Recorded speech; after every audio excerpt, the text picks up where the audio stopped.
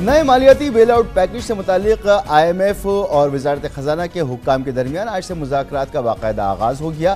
نئے قرض پروگرام کا دورانیہ اور حجم کا فیصلہ IMF ایگزیکٹو بورڈ کی مشاورت سے کیا جائے گا۔ تاہم اطلاعات ہیں کہ پاکستان 3 سے 4 سال پر محیط 6 سے 8 ارب ڈالرز کے پروگرام کا خواہاں ہے۔ مذاکرات کے دوران بجٹ، معاشی پالیسیوں اور اصلاحات پر بات چیت ہوگی۔ آج IMF مشن کے ساتھ سیشن میں وزیر خزانہ محمد اورنگزیب کی جانب سے موجودہ معاشی صورتحال پر بریفنگ دی گئی۔ IMF مشن نے ملکی معیشت کے لیے اٹھائے گئے اقدامات پر اطمینان کا اظہار کیا۔ ذرائع کے مطابق IMF مشن اور وزارت خزانہ کے حکام کے درمیان اتفاق ہوا کہ آئندہ مالی سال کے دوران حکومت اسٹیٹ بینک سے قرض نہیں لے گی، بیرونی ادائیگیاں بلا تاخیر بروقت کی جائیں گی، درآمدات پر پابندی عائد نہیں کی جائے گی، انٹرنیشنل ٹرانزیکشنز کے لیے بھی کوئی قدغن نہیں لگائی جائے گی۔ اسٹیٹ بینک، وزارت خزانہ اور وزارت توانائی کی کارکردگی سے متعلق معلومات IMF سے شیئر کی جائیں گی۔ اسی کے ساتھ FBR، شماریات بیورو اور مارکیٹ بیسڈ ایکسچینج ریٹ کی معلومات بھی IMF کو دی جائیں گی۔ ذرائع کے مطابق آج IMF مشن نے حکام کو قرض پروگرام سائن کرنے کی یقین دہانی کرائی۔ IMF mission chief Nathan Porter کا کہنا تھا کہ IMF تجاویز پر عمل درآمد یقینی بنایا جائے۔ انہوں نے کہا کہ ملکی معیشت کی بہتری کے لیے تمام سیاسی جماعتوں کو ساتھ مل کر کام کرنے کی ضرورت ہے۔ معاشی استحکام بھی سیاسی استحکام کے ساتھ جڑا ہوا ہے۔ مشن چیف نے یقین دلایا کہ مذاکرات نتیجہ خیز ہوں گے اور IMF پاکستان کے ساتھ تعاون جاری رکھے گا۔ پاکستان کی معاشی ٹیم کے ساتھ آئندہ مالی سال کے بجٹ پر بھی کام کریں گے۔ معاشی ٹیم سے مذاکرات کے بعد IMF مشن نے گورنر اسٹیٹ بینک سے بھی ملاقات کی۔ IMF چیف نے پاکستان کے سامنے نئے مطالبات بھی رکھ دیے، جس میں صنعتی اداروں کو ٹیکس مراعات دینے کے لیے FBR اور کابینہ کی ثوابدیدی اختیارات منسوخ کرنے کا مطالبہ شامل ہے۔ IMF نے پاکستان سے سرکاری پینشنرز پر ٹیکس لگانے اور مختلف پینشن اسکیموں سے ٹیکس کی چھوٹ ختم کرنے کا کہا۔ IMF نے بجلی گیس مزید مہنگی کرنے، خسارے میں چلنے والی سرکاری کارپوریشنز کو فروغ کرنے کی تجویز دی ہے اور 1 جولائی سے ہی بجلی کے بنیادی نرخوں میں اضافہ بھی IMF چاہتا ہے۔ کل سیمینار سے خطاب میں وزیر خزانہ محمد اورنگزیب نے پاکستان کی معاشی جو اہداف ہیں ان کا احاطہ کیا۔ پاکستان نے پچھلے ماہ IMF کے ساتھ اسٹینڈ بائی ایگریمنٹ کامیابی سے مکمل کیا تھا اور اس حوالے سے 3 روز قبل IMF نے اپنی رپورٹ میں کہا کہ موجودہ حکومت نے اسٹینڈ بائی ایگریمنٹ کی پالیسیوں کو جاری رکھنے کا عندیہ دیا ہے۔ تاہم ملک میں سیاسی غیر یقینی اور سماجی خلفشار کی صورت میں پالیسیز پر یہ صورتحال اثر انداز ہو سکتی ہے اور رپورٹ کے مطابق IMF پروگرام نہ ہونے کی صورت میں اگلے 4 برس میں بیرونی ادائیگیوں کی قیمت میں پاکستان کو 10 ارب ڈالرز کے گیپ کا سامنا ہو سکتا ہے۔ جو تمام صورتحال اس پر ہم بات کریں گے، ہمارے ساتھ موجود ہیں محترم جناب ڈاکٹر خاقان نجیب صاحب، سابق مشیر وزارت خزانہ۔ بہت بہت شکریہ ڈاکٹر صاحب وقت دینے کے لیے۔ ڈاکٹر صاحب، IMF کی ٹیم جب جمعے کو پاکستان آئی تو آتے ہی اس نے ایک رپورٹ جاری کی اور اس میں اس نے کہا کہ پاکستان کے لیے پولیٹیکل انسرٹنٹی ایک بڑا ایشو ہے، ڈیٹ سسٹینیبلٹی ایک بڑا ایشو ہے، اس طرح ایکسٹرنل فائنینسنگ جو ہے وہ بھی اس کے لیے ایک مسئلہ رہے گا۔ تو یہ کتنے بڑے چیلنجز ہیں پاکستان کے لیے؟ مسعود بھائی، good to be with you. پہلے تو یہ سمجھ لیں کہ IMF کا پروگرام جب نہیں تھا تو 4 ارب ڈالر کے ریزروز تھے اور جو ایکسٹرنل فائنینسنگ نیڈز تھیں وہ پوری نہیں ہو رہی تھیں اور پاکستان کے تواتر سے کرنسی پہ بھی پریشر تھا، انفلیشن بھی بڑھ رہی تھی۔ پروگرام ہوتا ہے، ہم نے بالکل اسی طرح بیہیو کیا ہے جیسے کہ ہمیں لٹریچر بتاتا ہے کوئی بھی ملک IMF کی انگیجمنٹ کے بعد بیہیو کرتا ہے۔ ریزروز کا ایک بلڈ اپ ہوتا ہے 9 ارب ڈالر کا، ڈیفالٹ اوورٹ ہوتا ہے۔ مسعود بھائی، I am going to for the first time in your programme say this, اس کا مطلب یہ ہے ڈیفالٹ اوورٹ کرنے کے لیے ہم نے کہیں اور سے قرضہ لے کر اپنے قرضے کی نیڈ کو پورا کر لیا۔ سو ہمیشہ یہ یاد رکھیں کہ بڑی پریکیریس سچویشن سے گزر رہے ہیں اور تھوڑا سا انفلیشن بہتر ہوئی ہے، کرنٹ اکاؤنٹ کا خسارہ کم ہو گیا ہے۔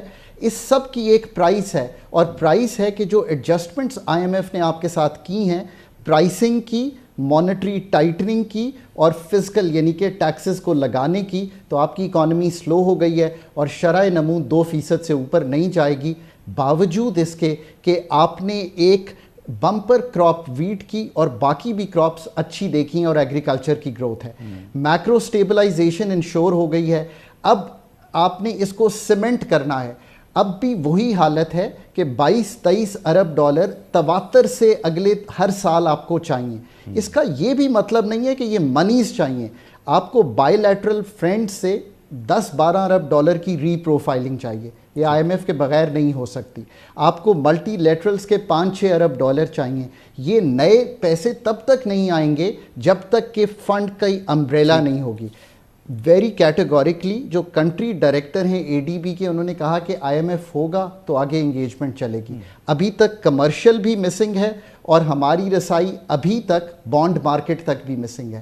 یہاں پہ کھڑے ہوئے ہیں. اب پھر ایک افسوس کے ساتھ پھر آپ کے پروگرام میں کہہ رہا ہوں کہ 24ویں پروگرام کی انگیجمنٹ کرنی پڑے گی فنڈ کے ساتھ. یہ تو گیون ہے مسعود صاحب, بٹ یہ گیون نہیں ہے کہ وہ انگیجمنٹ کیا ہوگی. جو مجھے تشویش اب لاحق ہو گئی ہے وہ یہ ہے کہ یہ ساری انگیجمنٹ جو ہے وہ آئی ایم ایف ٹرمز پہ چلی گئی ہے, یہ اتھارٹیز کی ٹرمز سے نکل گئی ہے, اس لیے کہ ہماری پریپریشن شاید اس لیول کی نہیں ہے. کیونکہ آپ یہی دیکھیے نا, ٹیکس کی مد میں انہوں نے پاکستان کا ایک ٹیکس اسیسمنٹ 2021 میں ہی شروع کر دی تھی ٹڈاٹ کے نام سے. ابھی نومبر دسمبر میں ایک ٹی اے کیا انہوں نے, اس میں انہوں نے یہ کہا ہے, وہ رپورٹ ہمیں پبلک کر دینی چاہیے پاکستان میں, کہ ہم 2% تک نئے پالیسی میجرز اگلے 3 سال میں لیں گے. اس کا مطلب ہے 2000 ارب کے میجرز, جو کہ انکم ٹیکس میں بھی ہیں, سیلز ٹیکس کی ایگزمپشنز بھی جا رہی ہیں, ایگزمپشنز اینڈ کنسیشنز بھی جا رہے ہیں, اور بہت سے فوڈ آئٹمز بھی اس میں شامل ہیں. So we have to be very careful what we negotiate. A good negotiation will form a program جو 3 سال چل بھی سکے.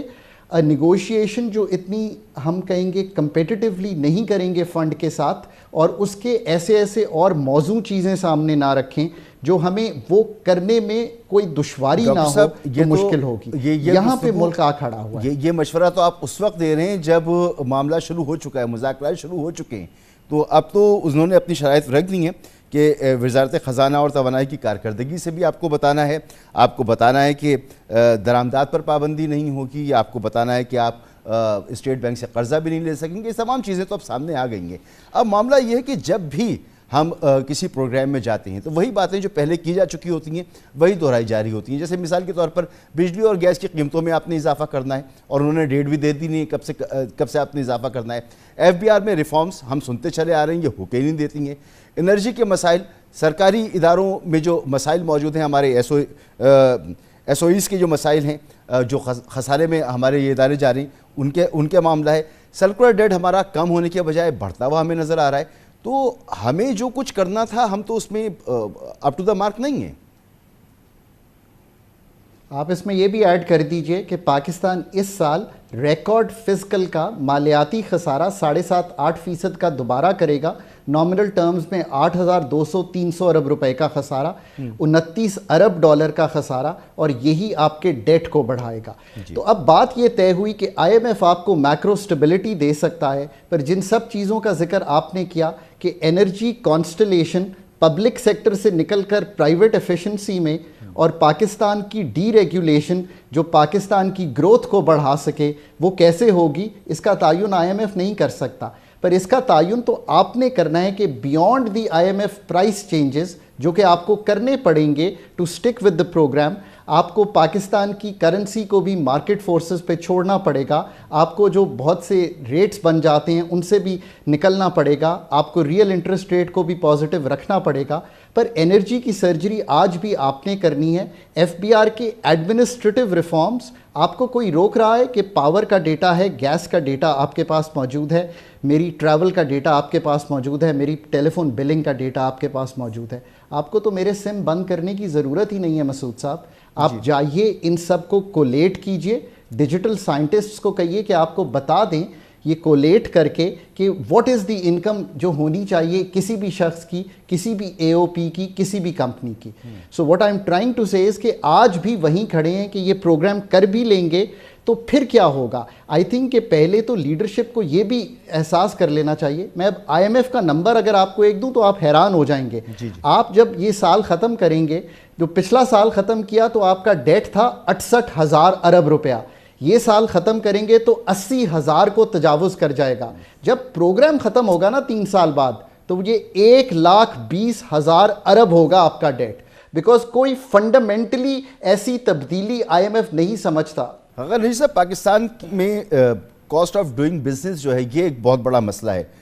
ہمارا جو انٹرسٹ ریٹ ہے وہ ریکارڈ سطح پر ہے, جو انرجی پرائسنگ ہے وہ بڑھی ہوئی ہے, اور ایک مرتبہ پھر آئی ایم ایف کی جو شرائط ہیں اس میں یہ کہا جا رہا ہے کہ انرجی کی جو پرائس ہیں وہ بڑھائی جائیں گی. تو کیا ہم یہ کہہ سکتے ہیں کہ آئی ایم ایف پروگرام میں جانے کے بعد ہمارا جو انفلیشن ہے اس میں کچھ کمی آئے اور کاروبار کرنا پاکستان میں آسان ہو سکے؟ آپ نے بہت ہی اچھی بات سامنے رکھی. میں نے جو اس پہ ایک پرچہ لکھا ہے کہ پاکستان کا پروگرام ڈیزائن کیا ہونا چاہیے, اس کا نمبر 1 جز یہ ہے کہ پاکستان کا پروگرام اگر سسٹینیبل گروتھ کی بنیاد رکھنا چاہتا ہے آئی ایم ایف کے ساتھ, تو وہ یہ کہے کہ میں ایز آف ڈوئنگ بزنس کی جو ڈی ریگولیشن کے میجرز ہیں وہ بہت تواتر سے تو لے رہا ہوں, پر اس سے بات بن نہیں رہی. بات تب بنے گی کہ ملک کو ڈی ریگولیٹ کرنے کے لیے ایک شوق دیا جائے جس میں آج سارے ریگولیشنز جو ہیں ختم کر دیے جائیں, اور پھر یہ کہا جائے کہ مسعود صاحب آپ کی ریگولیٹری اتھارٹی مجھے پروو کرے یہ بات کہ this regulation is good for the country. Pakistan اب تک جس پیس پہ کام کرتا رہا ہے اپنے کاموں میں, اس سے آج کی جو نوعیت ہے, جو اس وقت مرض ہے, وہ سالو نہیں ہوگا. آئی ایم ایف کی یہی سٹیبلٹی چلتی رہے گی, اس سے آگے چلیں. میں ابھی نمبر آئی ایم ایف کے دیکھ رہا تھا, وہ یہ کہتے ہیں کہ آپ کی اس وقت 13.7% investment to G D P ہے, وہ کہتے ہیں 3 سال بعد بھی 14-15 کے قریب ہی رہے گی. تو مسعود صاحب بات تو کچھ بھی نہیں بنے گی. یہ بات میں نے اب اس لیے کرنی شروع کر دی ہے, your program is actually the first one جس میں میں نے یہ کہی ہے کہ پہلے 3 سال کا ڈیٹا بھی دیکھ لیجئے کہ at the end of the 3 year programme پھر آپ یہ کہیں گے کہ جی پروگرام بھی کیا, قیمتیں بھی بڑھی, کھڑے وہیں کے وہیں ہیں. آپ کی کوئی کلی طور پہ فنڈامنٹل چیز تبدیل نہیں ہوگی. ان کے مطابق تو آپ کا tax to G D P ratio بھی بہت تبدیل ہوتا دکھائی نہیں دے رہا. So here's the crux of the issue Masood sahib, آپ کو اپنا میکرو فریم ورک بنانا ہے اور سامنے رکھنا ہے. چلیے, مگر اب ہمیں گفتگو کو سمیٹنا بھی ہے, تو جاتے جاتے کیونکہ آپ مشیر رہے وزارت خزانہ میں, کہ یہ جو نیا ہمارا پروگرام ہونے جا رہا ہے اس میں قوم کے لیے, ملک کے لیے جو سخت ترین شرائط کیا ہوں گی؟ دیکھیں, سخت ترین چیلنجز یہ ہیں کہ جو ہم طے کریں گے وہ ایک تو بڑا کلیئر ہے, یہ 2% کی آف جی ڈی پی کی ٹیکسیشن نئی ہے, اس کو بہت دھیان سے اگلے 3 سال میں طے کریں کہ اس کا بوجھ ان طبقات پر پڑے جو اپنے فیئرنیس کے لحاظ سے ٹیکسز نہیں دے رہے. دوسرا کام جو کر سکتے ہیں وہ یہ ہے کہ ٹیکسز کے نظام کو آسان بنائیں اور مساوی بنائیں. اگین آپ نے پروگرام رکھنا ہے, آئی ایم ایف نے تو میرے سامنے پروگرام رکھ دیا ہے اپنے ٹی اے کے تھرو.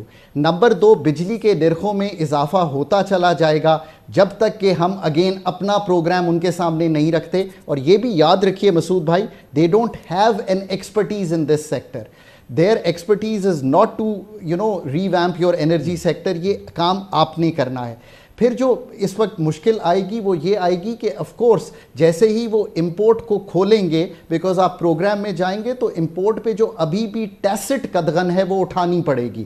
جب آپ ٹیسٹ قدغن اٹھائیں گے تو امپورٹ کا پریشر بڑھے گا, روپے کی قدر پہ دوبارہ جو ہے اس طرح کا جو اس وقت پریشر ٹوٹ گیا ہے وہ آ سکتا ہے. تو اس کو مینیج کرنے کے لیے فنڈ فلوز کو انشور کرنا پڑے گا. بہت بہت شکریہ جناب ڈاکٹر خاقان نجیب صاحب. یہاں پر لیں گے ایک بریک, اور بریک کے بعد بات کریں گے کہ جناب شاہد خاقان عباسی کے نون لیگ چھوڑنے کے بعد سے یہ قیاس آرائیاں تھیں کہ ایک نئی پارٹی بننے جا رہی ہے. مفتاح اسماعیل ان کے ساتھ تھے, مصطفیٰ نواز کھوکر اور کئی اکابرین ان کے ساتھ موجود تھے, اور اب مفتاح اسماعیل صاحب نے باقاعدہ اس سے نئی پارٹی جو کہ وجود میں آ رہی ہے اس کی کچھ تفصیلات شیئر کی ہیں. بریک, اور بریک کے بعد مفتاح اسماعیل صاحب سے ہی پوچھیں گے کہ ان کی پارٹی کب لانچ ہو رہی ہے, کیا اغراض و مقاصد ہوں گے, اور کس طرح وہ ملک کی سیاست کو آگے لے کے چلیں گے. ایک بریک کے بعد.